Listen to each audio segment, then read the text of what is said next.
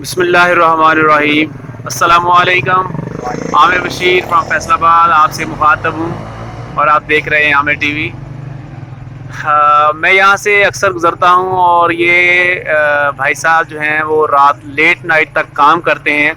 और पहले इन्होंने यहाँ पे एक लाइट, आपके पास एक लाइट होती थी छोटी सी, बिल्कुल वो सर पे आपने रखी होती थी, वो है अभी आपके पास? अच्छा, वो छोड़ दिए। वो पहले उससे काम करते थे, अब इन्होंने ये वाली लाइट लगा ली, ये वाली ना। अच्छा, मैं पूछना ये चाह रहा हूँ कि आप सुबह कितने बजे आते हैं? 11 बजे। 11 बजे आते हैं, तो रात कितने बजे तक काम करते हैं? तकरीबन तकरीबन 10:30 का टाइम हो जाता है। 10:30 11 बज जाते हैं ना। मैंने आपको देखा कई बार लेट नाइट। अच्छा, ये बताएं इतना लेट काम क्यों करते हैं, इतनी लेट रात देर तक, क्या वजह है? जनाब इस वजह तो भी इस वक्त मैं रेंट पे हाँ, अच्छा किराए पे। अच्छा, ठीक है, उस तो बाद रेंट का भी किराया यानी कि जरूरत आ। सही। उस तो बाद फिर बच्चे भी है, पढ़ते भी आ। कितने बच्चे आ? 3 बच्चे अच्छा, माशाल्लाह। ते उन्होंने का भी यानी खर्चा यानी कि मद्दे नजर रखना पैना। सही है। तो फिर जो मैं जो मेहनत करूँगा तो वो पढ़नेंगे भी, तो मैं वक्त के मतलब काम भी कर सकता। अच्छा, यानी 3 बच्चे आ, सुबह तुम 10 बजे आने आ, रात 10 साढ़े 10 बजे काम करते हैं, ਮਿਹਨਤ ਮਜ਼ਦੂਰੀ ਕਰਦੇ ਇਸ ਵਾਸਤੇ ਕਿ ਬੱਚੇ ਪੜ੍ਹ ਰਹੇ ਆ ਸਾਰੇ। ਤੇ ਅੱਛਾ, ਇਹ ਦੱਸੋ ਕਿ ਜਿਹੜੇ ਹੈਗੇ ਆ ਅੱਜ ਤੋਂ 3 ਸਾਲ ਪਹਿਲੇ ਜਦੋਂ ਸੀਗਾ ਨਵਾਜ਼ ਸ਼ਰੀਫ ਦਾ ਦੌਰ, ਉਦੋਂ ਹਾਲਾਤ ਕੀ ਸੀ ਤੇ ਹੁਣ ਹਾਲਾਤ ਕੀ ਤੁਹਾਡੇ ਜ਼ਿਹਨ ਦੇ ਮੁਤਾਬਕ? देखो जी गल है भी है तो सब अच्छे ही आ वक्त, मेरा मालिक सब ते रहमत करे। ਅੱਛਾ, क्योंकि रहमत के नाल ही सब कुछ आ। बिल्कुल सही है। रहमत ही आ ते असीं काम कर रहे हैं। ਸਹੀ ਹੈ। अगर रहमत ना होवे तो काम नहीं कर सकते। ਠੀਕ ਆ, लिहाजा यानी कि अल्लाह पाक का शुक्र है भी तंदुरुस्ती मालिक ने दी ते असीं काम कर रहे हैं। ਕੰਮ ਕਰ ਰਹੇ ਆ। हाँ, यही बड़ी मालिक की एहसान है। बाकी वक्त के मतलब ना वो बादशाह ते बादशाह ही होंदे। ਠੀਕ ਹੋ ਗਿਆ। उन्होंने वक्त के मतलब ना जो भी वो जानते हैं, असीं नहीं जान सकते। ਸਹੀ ਆ। हाँ, ਤੇ ਇਹ ਕਿੰਨੀ ਦੇਰ ਤੋਂ ਇਹ ਕੰਮ ਕਰ ਰਹੇ ਸੀ ਇਹ ਵਾਲਾ? ये तकरीबन बचपन तो ही ला लो जनाब। ਬਚਪਨ ਤੋਂ ਤੁਸੀਂ ਇਹ ਕੰਮ ਕਰ ਰਹੇ ਆ हाँ, ਤੇ ਇੱਥੇ ਬੈਠਦੇ ਹੋ ਤੁਸੀਂ? नहीं ਅੱਛਾ पहले वर्कशॉप का काम करते हैं। ਅੱਛਾ, ਪਹਿਲੇ ਵਰਕਸ਼ਾਪ ਦਾ ਕੰਮ ਕਰਦੇ ਸੀਗੇ। ਅੱਛਾ, तबीयत खराब हो गई, हाँ। लिहाजा यानी कि अपना मेहनत करने वास्ते इतने भी काम करने शुरू कर अच्छा। ਸਹੀ ਸਹੀ ਸਹੀ ਸਹੀ। ਅੱਛਾ, ਮੈਂ ਇੱਥੇ ਇਹ ਗੱਲ ਕਰਨੀ ਚਾਹ ਰਿਹਾ ਵਾਂ ਸਰਕਾਰ ਅੱਗੇ ਕਿ ਦੇਖੋ ਨਾ, ਇੱਕ ਬੰਦਾ ਜਿਹੜਾ ਕਿ 3 ਬੱਚੇ ਆ ਤੇ ਕਿਰਾਏ ਦਾ ਮਕਾਨ ਆ, ਉਹ ਸੁਬਹ 10 ਵਜੇ ਆਉਂਦਾ ਤੇ ਰਾਤ 10 11 ਵਜੇ ਤੱਕ ਕੰਮ ਕਰਦੇ, ਮਿਹਨਤ ਕਰਦੇ, ਤਾਂ ਜਾ ਕੇ ਕਿਤੇ ਰੋਟੀ ਰੋਜ਼ੀ ਦਾ ਸਬੱਬ ਲੱਗਦਾ। ਤੇ ਮੈਂ ਕਹਿਣਾ ਚਾਹ ਰਿਹਾ ਸੀਗਾ ਜਿਹੜੀ ਗਵਰਨਮੈਂਟ ਨੇ, ਸਰਕਾਰ ਨੇ 12 ਹਜ਼ਾਰ ਰੁਪਏ ਲੋਕਾਂ ਨੂੰ ਦੇ ਰਹੀ ਹੈ, ਗਰੀਬ ਆਵਾਮ ਨੂੰ, ਬਜਾਏ ਇਸੇ ਕਿ 12,000 ਰੁਪਏ ਉਹਨਾਂ ਨੂੰ ਮੰਗਣ ਤੇ ਲਾਇਆ ਜਾਵੇ, ਕਿਉਂ ਨਾ ਚੀਜ਼ਾਂ ਦੇ ਰੇਟ ਘਟਾ ਦਿੱਤੇ ਜਾਣ।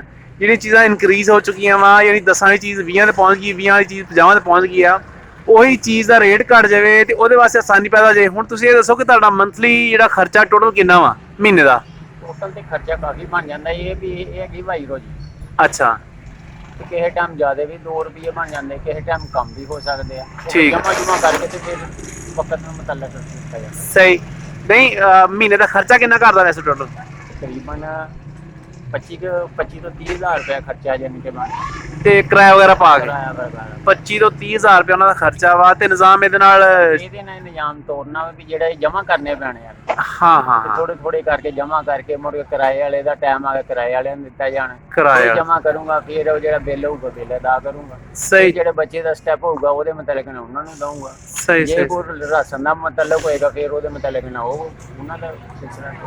ਪਰ ਕਰਦਾ ਅੱਲਾਹ ਪਾਕ ਆ, ਜੀ ਜੀ, ਬਿਲਕੁਲ ਬਿਲकुल। ਬੰਦਾ ਕੁਝ ਨਹੀਂ ਕਰ ਸਕਦਾ। ਬੰਦਾ ਤੇ ਕੁਛ ਨਹੀਂ, ਕੋਈ ਸ਼ੱਕ ਨਹੀਂ। ਬੰਦਾ ਦੇਖੋ ਬਈ ਬੰਦਾ ਕੋਈ ਕਰ ਸਕਦਾ, ਬੰਦਾ ਕੁਝ ਨਹੀਂ ਕਰ ਸਕਦਾ। ਸਹੀ ਸਹੀ ਸਹੀ ਸਹੀ। ਬੰਦਾ ਤੇ ਐਵੇਂ ਇੱਕ ਨਿਸ਼ਾਨ ਜੀ ਆ, ਮਿਹਨਤ ਕਰੋ, ਮਿਹਨਤ ਕਰੋ, ਬਿਲਕੁਲ ਠੀਕ ਹੋ ਗਈ। ਜਿੰਨੀ ਮਿਹਨਤ ਹੋ ਸਕਦੀ ਉਨੀ ਮਿਹਨਤ ਦੇ ਨਾਲ ਕਰੋ। ਸਹੀ ਸਹੀ ਸਹੀ ਸਹੀ।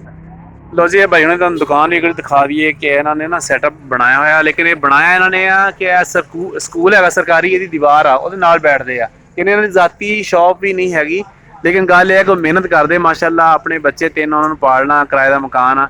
ਮੈਂ ਸਰਕਾਰ ਅੱਗੇ ਇਲਤਜਾ ਕਰਨੀ ਚਾਹ ਰਿਹਾ ਕਿ ਜਿਹੜਾ ਇਹਨਾਂ ਦਾ ਖਰਚਾ 25-30 ਹਜ਼ਾਰ ਰੁਪਇਆ ਹੈ, ਅਗਰ ਤੁਸੀਂ ਬਜਾਏ ਇਸ ਦੇ ਕਿ ਬੰਦੇ ਨੂੰ ਮੰਗਣ ਦੇ 12,000 ਰੁਪਏ ਲਗਾਉਣ ਦੇ ਉੱਪਰ ਕਰ ਦਿਓ, ਰੇਟ ਘਟਾ ਦਿਓ, ਤੇ ਜਿਹੜਾ 25-30 ਹਜ਼ਾਰ ਰੁਪਏ ਖਰਚਾ ਹੋਣਾ ਬੰਦੇ ਦਾ ਉਹ 20 ਦੇ ਉੱਪਰ ਆ ਜਾਵੇ, 10,000 ਰੁਪਏ ਉਹਨੂੰ ਬਚੀ ਜਾਵੇ, ਤਾਂ ਕਿ ਉਹ ਇਨ ਫਿਊਚਰ ਬੱਚਿਆਂ ਦੇ ਵਾਸਤੇ ਕੁਝ ਬਿਹਤਰ ਪਲਾਨ ਕਰ ਸਕੇ।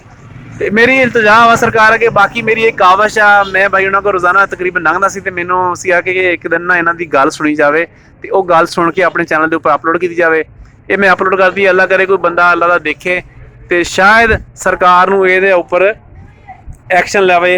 ਕਿ ਦੇਖੋ ਨਾ, ਸਰਕਾਰੀ ਜ਼ਮੀਨ ਆ, ਯਾਨੀ ਸਕੂਲ ਆ, ਦੀਵਾਰ ਉਹਦੇ ਨਾਲ ਬੈਠਦੇ ਵਿਚਾਰੇ, ਆਪਣੇ ਬੱਚਿਆਂ ਦੀ ਰੋਜ਼ੀ ਰੋਟੀ ਵਾਸਤੇ ਸਵੇਰ 10 ਵਜੇ ਆਉਂਦੇ ਤੇ ਰਾਤ 10 10:30 11 ਵਜੇ ਤੱਕ ਜਾਂਦੇ ਆ।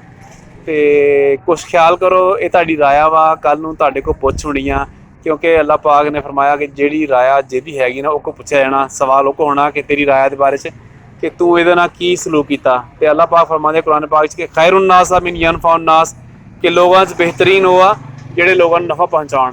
ਤੇ ਨਫੇ ਦਾ ਬਿਹਤਰੀਨ ਤਰੀਕਾ ਇਹ ਹੀ ਆ ਕਿ ਜਿਹੜੇ ਇਸ ਤਰ੍ਹਾਂ ਦੇ ਗਰੀਬ ਲੋਕ ਆ, ਜਿਹੜੇ ਹੱਕਦਾਰ ਆ, ਉਹਨਾਂ ਵਾਸਤੇ ਆਸਾਨੀਆਂ ਪੈਦਾ ਕੀਤੀ ਜਾਣ। ਮੇਰੀ ਗੱਲ ਇਹ ਨਹੀਂ ਸੀਗੀ। ਬਾਕੀ ਇਨਸ਼ਾਅੱਲਾ ਅਗਲੀ ਵੀਡੀਓ ਤੱਕ ਮੈਨੂੰ ਦਿਓ ਇਜਾਜ਼ਤ, ਤੇ ਆਪਣਾ ਬਹੁਤ ਸਾਰਾ ਖਿਆਲ ਰੱਖਿਓ ਸਰ। ਬਹੁਤ ਮਿਹਰਬਾਨੀ, ਸ਼ੁਕਰੀਆ, ਦੁਆओं 'ਚ ਯਾਦ ਰੱਖਿਓ। ਅੱਲਾਹ ਹਾਫਿਜ਼।